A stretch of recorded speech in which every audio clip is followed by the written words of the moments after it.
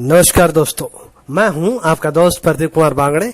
आपका इस कार्यक्रम में स्वागत है, जिस कार्यक्रम का नाम है आपके अनुरोध पर। दोस्तों, आज मैं आपको बताऊंगा A.K. हंगल, इनके जीवन परिचय के बारे में बताऊंगा। दोस्तों, अगर आप मेरे चैनल को पहली बार देख रहे हैं तो आपसे अनुरोध है कि आप इसे लाइक करें, वीडियो के नीचे रेड कलर का बटन है उसे दबा के सब्सक्राइब करें, बाजू में एक बेल है उसे भी दबाएं ताकि मैं जो भी वीडियो डालूं वो सबसे पहले आप तक पहुंचे। तो चलिए दोस्तों, वीडियो की शुरुआत करते हैं। A.K. हंगल भारतीय फिल्म के मशहूर अभिनेता, जहां दोस्तों 1929 से 1947 तक एक भारतीय स्वतंत्रता सेनानी थे।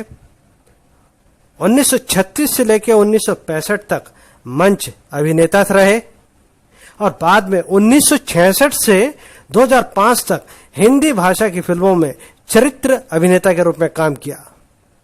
उनकी सबसे उल्लेखनीय भूमिका आईना, जो कि 1977 में आई, इसमें वो राम शास्त्री के रूप में थे। शौकीन, इसमें इंद्रसेन के रूप में थे। नमक हराम में बिपिन लाल पांडे के रूप में। शोले में इमाम साहब के रूप में थे। मंजिल में अनोखे लाल के रूप में और प्रेम बंधन में वो खलनायक के रूप में थे। राजेश खन्ना के साथ उन्होंने 16 फिल्मों में अभिनय किया। उन्होंने 1966 से 2005 तक के अपने करियर में लगभग 225 हिंदी फिल्मों में काम किया। A.K. हंगल का वास्तविक नाम अवतार किशन हंगल। A.K. हंगल का जन्म 1 फरवरी 1914 को सियालकोट, पंजाब में हुआ था। A.K. हंगल का जन्म ब्रिटिश भारत के पंजाब प्रांत के सियालकोट में एक कश्मीरी पंडित परिवार में हुआ।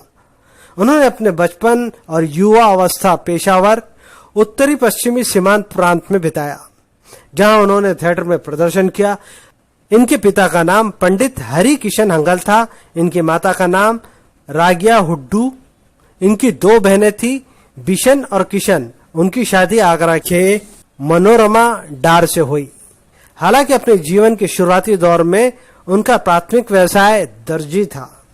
1929 से 1947 तक भारतीय स्वतंत्रता संग्राम में सक्रिय भागीदार रहे। वो 1936 में पेशावर के एक थिएटर समूह में श्री संगीत प्रिया मंडल में शामिल हुए और 1946 तक अविभाजित भारत में कई नाटकों में अभिनय किया। अपने पिता की सेवानिवृत्ति के बाद परिवार पेशावर से कराची चला गया। पाकिस्तान में 3 साल जेल रहने के बाद 1949 में भारत के विभाजन के बाद वो मुंबई चले आए। उन्होंने बलराज साहनी और कैफी आजमी के साथ थिएटर इप्टा से जुड़े। दोनों का रुझान मार्क्सवादी था। कम्युनिस्ट होने के कारण उन्हें जेल में जाना पड़ा। 1947 से 1949 तक 2 वर्ष तक कराची में रहे। अपनी रिहाई के बाद भारत आकर मुंबई बस गए। बाद में उन्होंने 1949 से 1965 तक भारत के थिएटरों में कई नाटकों में अभिनय किया। इन्होंने अपना हिंदी फिल्मी करियर की शुरुआत 52 वर्ष की उम्र में 1966 में बासु भट्टाचार्य की तीसरी कसम और शागिर्द से की। फिल्म में प्रमुख पुरुष महिलाओं के ऑन स्क्रीन पिता या चाचा की भूमिका निभाया करते थे। 1970, 1980 और 1990 के दशक में इन्होंने उत्पीड़ित नम्र वृद्ध व्यक्ति की भूमिकाएं निभाई। चेतन आनंद की हीर रांझा, नमक हराम, शौकीन, शोले, आईना, अवतार, अर्जुन, आंधी, तपस्या, कोरा कागज, बावर्ची जैसी फिल्मों में उन्होंने महत्वपूर्ण भूमिका निभाई। छुपा रुस्तम, चितचोर, बालिका वधू, गुड्डी, नरम गरम उनकी सर्वश्रेष्ठ फिल्म है। एक चरित्र अभिनेता के रूप में उन्होंने राजेश खन्ना के साथ लगभग 16 फिल्मों में काम किया, जैसे कि आपकी कसम, अमरदीप, नौकरी, प्रेम बंधन, थोड़ी सी बेवफाई, फिर वही रात, कुदरत, आज का MLA, राम अवतार, बेवफाई, सौतेला भाई। उन्होंने 2002 में शरारत, तेरे मेरे सपने 1997 में और लगान में कुछ महत्वपूर्ण भूमिका निभाई। फिल्म में उन्होंने बहुत बड़ी संख्या में चरित्र भूमिका निभाई, ज्यादातर सकारात्मक, कुछ अपवादों को छोड़कर जहां उनकी नकारात्मक भूमिकाएं प्रसिद्ध हुई, जैसे कि मंजिल और प्रेम बंधन। इन्होंने 2001 में गुल बहार सिंह द्वारा निर्देशित NFDC फिल्म दत्तक में भी अभिनय किया। निर्माता देबाकी मित्रा ने इंद्रसेन की भूमिका के लिए मदनपुरी को साइन किया था, लेकिन एक दोस्त की सलाह के बाद उन्होंने A.K. हंगल को बेहतर विकल्प रखा और ये फिल्म में एक ही हंगल का शानदार प्रदर्शन रहा और ये उनकी यादगार कृति बनी। 8 फरवरी 2011 को हंगल ने मुंबई के फैशन डिजाइनर रियाज गाजी की समर लाइन के लिए व्हील चेयर में रैंप पर वॉक किया।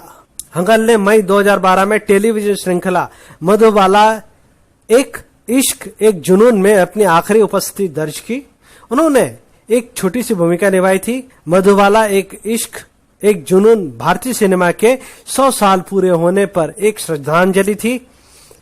हंगल द्वारा एपिसोड 1 जून को 10 बजे कलर पर प्रसारित हुआ। 2012 की शुरुआत में हंगल ने एनिमेशन फिल्म कृष्णा और कंस में राजा उग्रसेन के चरित्र के लिए अपनी आवाज दी, जो 3 अगस्त 2012 को रिलीज हुई। उनकी मृत्यु से पहले उनके करियर की अंतिम काम था।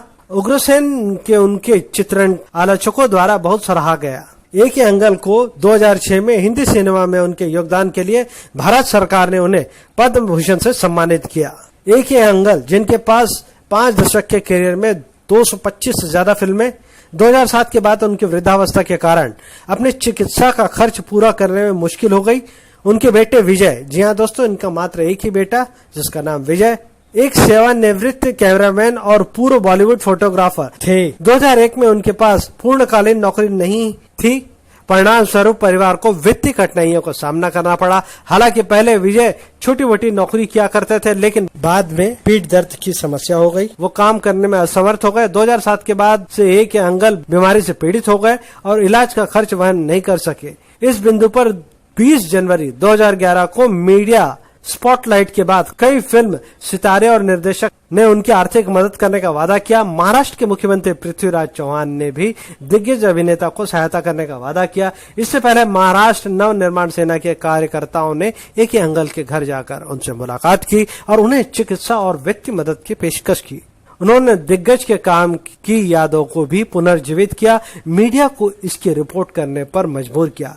पूछने पर राज ठाकरे ने ऐसे अभिनेताओं के प्रति चिंता जाहिर की कि बुढ़ापे में इन्हें उपेक्षित होना पड़ता है। अभिनेता ने आखिरी बार 2005 में अमोल पालेकर की फिल्म पहेली के लिए शूटिंग की थी।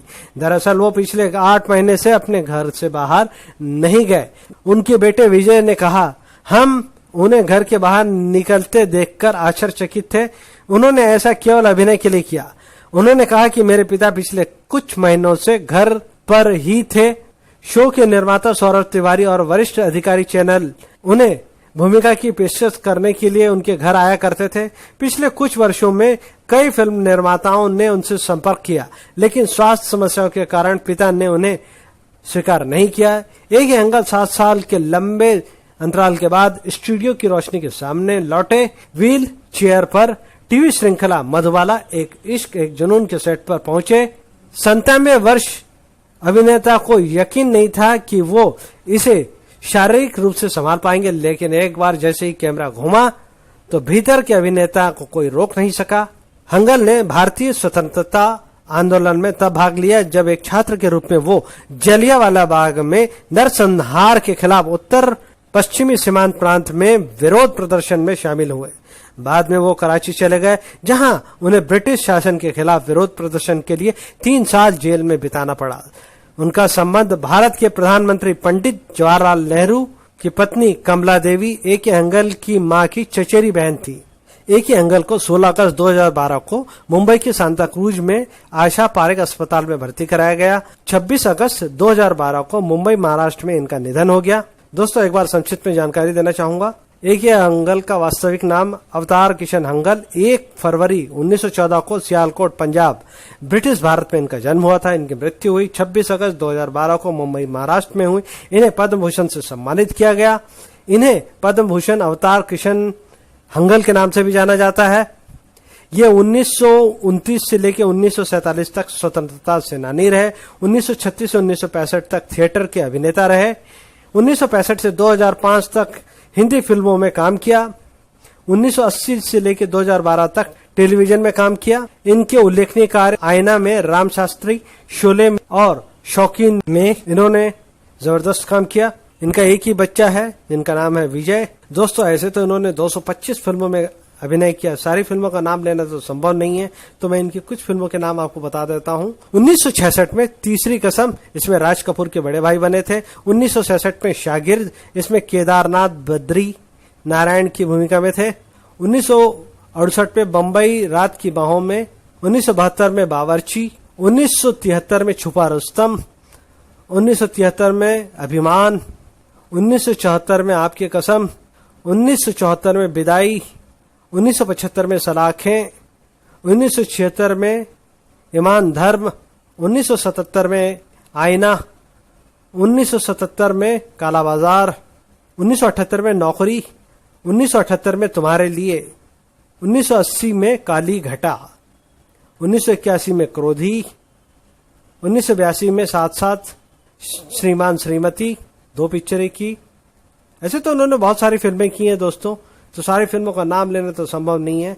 मैं आपको बता देता हूं कि 1999 में इन्होंने तक्षक, 2002 में शरारत, 2003 में कहाँ हो तुम, 2004 में दिल मांगे मोर, 2005 में पहली, 2005 में प्रधानमंत्री जी, 2008 में हमसे है जमाना और 2012 में कृष्ण और कंस। इनके प्रमुख टेलीविजन शो 1986 में अंधेरा, 1986 में masterpiece theatre, Lord Mountbatten, the last viceroy, इसमें जो है वल्लभ भाई पटेल बने थे। 1988 में जीवन रेखा, 1993 में जवान संभाल के, 1996 में चंद्रकांता, 1998 में आहट, 2005 में होटल किंगस्टन, 2012 में मधुबाला, एक इश्क एक जुनून। तो उम्मीद करता हूं दोस्तों मैंने आपको जो जानकारी दी है वो आपको जरूर अच्छी लगी होगी। तो इसी के साथ अपने दोस्त प्रदीप कुमार बांगड़े को इस कार्यक्रम से जाने की इजाजत दीजिए। नमस्कार, जय हिंद। नमस्कार।